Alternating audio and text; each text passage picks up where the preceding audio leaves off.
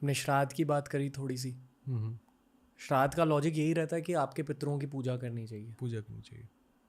और हम कौओं को खाना ऑफर करते हैं। हम्म। क्यों?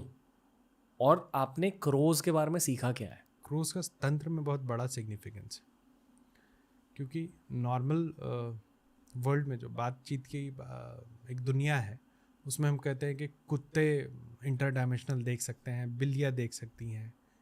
तो बिल्लियों को तंत्र में माना जाता है कि वो हमारे डायमेंशन की है नहीं, ठीक है, वो एक एक्सीडेंट मान लो आप उसको, ठीक है, कि वो हमारे डायमेंशन में है। सो वो अपने डायमेंशन और हमारे डायमेंशन से कनेक्टेड रहती है।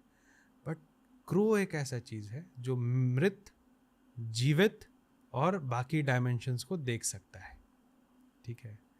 तो जब बहुत बड़ा जब तंत्र होता है, ठीक है, तो जो बलि होती है वो कौवों की दी जाती है, क्योंकि जब एक कौवे की बलि होती है तो सारे कौवे आ जाते हैं। और कौवों पे कहा जाता है कि आत्मा सवार भी हो सकती है, इसीलिए पितरों के लिए भी कौवों के माध्यम से भोजन दिया जाता है कि ये अब एक्सेप्ट हो गया है। तो इज ही सेइंग कि मैं एक्सेप्ट करता हूँ खाना, तो वो अगर एक्सेप्ट कर लिया तो कौवे उसको खा लेंगे। उज्जैन में और साउथ में एक आश्रम है, महामृत्यु योग बनता है साल में 3 बार। अब क्योंकि सरकार ने बहुत चीज़ों पे बैन कर दिया है, तो पहले क्या था कि 3 बार में शक्तियों को बलि दी जाती थी। तो पहले ही शक्ति को पहला जो बलि होता था वो बंदरों का होता था, ठीक है। Now that is gone. तो अभी कुछ तो दे यूज़, मतलब उसका अल्टरनेट में दूसरा मुर्गों का बलि होता है, महामृत्यु योग है ये। और तीसरा जो होता है, जब तक शक्तियाँ नहीं मानने तब तक कौओं की बलि दी जाती है। और जब ये बलि पूर्ण हो जाती है ना, तब उसमें भैरव के एक रूप असितांग का आवाहन होता है।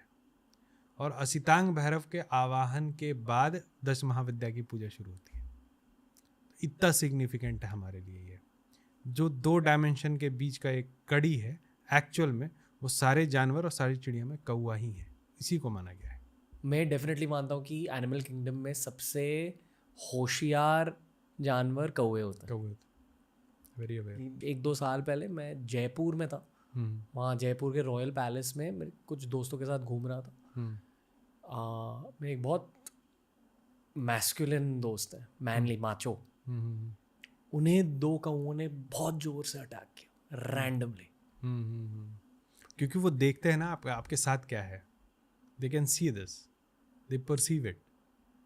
और कोई जानवर इसको उतनी आसानी से परसीव नहीं कर सकता। डॉग का एक लेवल है, ऐसे ही जीवों को डॉग देख सकते हैं जो इस पृथ्वी पर चला हो, समझिए इस बात को। लेकिन कौवे जो चला हो ना चला हो, दूसरे डायमेंशन से आए हो, सबको देख सकते हैं। एन्यूबस जो इजिप्शियन डेटी है, वो भी उनका हेड एक ब्लैक डॉग का है। डॉग का है। और राजा जी नंदी जी ये मानते हैं कि it is just a parallel of काल भैरव। राजा जी ये भी कहते हैं कि अगर आपने खुद भैरव की साधना की शुरुआत करी, डॉग्स आपसे अट्रैक्टेड हो जाते हैं। वो आई एम श्योर आप कुछ कहना चाहोगे उसके बारे में, बट स्पेसिफिकली उस ब्लैक डॉग के बारे में पूछना चाहूँगा क्योंकि ब्लैक डॉग्स की मेंशन अलग धर्मों में भी होती है। कल्चरली ब्लैक डॉग एक बहुत सिग्निफिकेंट सिंबल है। क्या कहना चाहोगे? भैरव जी जो है वो तंत्र के देवता है। देखिए, हम अगर भैरव की बात करेंगे तो I will not talk out, मतलब स्क्रिप्चर्स के बाहर हम नहीं बात करेंगे। मैं क्या मानता हूँ उसका हमारे जीवन में कोई महत्व नहीं है। भैरव का कितना वर्णन है पुराणों में, उस पे ही हम अपने हर चीज़ को निर्धारित करेंगे, ठीक है। तो भैरव का वाहन कुत्ता इसलिए है क्योंकि भैरव रक्षक देवता है, ठीक है, वो रक्षा सुरक्षा देते हैं। तो मूलभूत रूप से क्या है कि क्योंकि तंत्र पद्धति जो है वो विलुप्त हो गई, तो हम भैरव जी के साथ एक श्वान को देखते हैं उनके पीछे। अब तो खैर ऐसा भी बन जाता है जिसमें कि उनको बैठा देते हैं उसके ऊपर, भैरव जी को, ठीक है, लेकिन एक श्वान उनके पीछे रहते हैं, ठीक है। भैरव जी के पास एक श्वान नहीं है, भैरव जी के पास 4 श्वान रहते हैं, ठीक।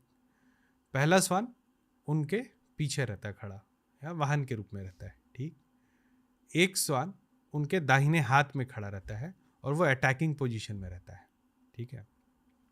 भैरव जहाँ खड़े हैं उस द्वार के सामने तीसरा श्वान खड़ा रहता है, ठीक, और जो चौथा श्वान है वो भैरव को देखता रहता है हमेशा। उनका काम ये है कि भैरव के आसपास कोई तंत्र नहीं चल सकता है, भैरव के आसपास कोई आ नहीं सके, इसीलिए they are the guard dogs, ठीक है। तो हम लोगों ने क्योंकि इस चीज़ का अध्ययन नहीं किया, पुराने मंदिरों का अध्ययन नहीं किया, मैक्सिमम मंदिर तोड़ दिया गया, तो हम लोगों ने उसको सिर्फ एक वाहन के रूप में देखा। नहीं, वो वाहन सिर्फ नहीं है भैरव जी का, they are the guard dogs, वो गार्ड है उनका। आप हमारे मंदिर जब आएंगे, रांची वाले भैरव बाबा मंदिर, वहाँ पर तंत्र के हिसाब से है, तो वहाँ पे 4, जैसे साउथ इंडिया के कुछ मंदिरों में अभी भी जो पुराने मंदिर है वहाँ आप जब जाओगे तो वहाँ पे 4 गार्ड डॉग्स रहता है। इनका पर्पस मूलभूत रूप से गार्ड है, they are the protectors of the arena where Bhairav sits. Bhairav does not need protection, but no unwanted energy should come, there is nobody who can actually attack Bhairav, लेकिन कुछ भी अनवांटेड ना आए और जो तंत्र वहाँ से चलाया जा रहा है वो सटीक चले, इसीलिए एक वहाँ पर पूरा एक मतलब गार्ड्स का एक पूरा पहरा रहता है।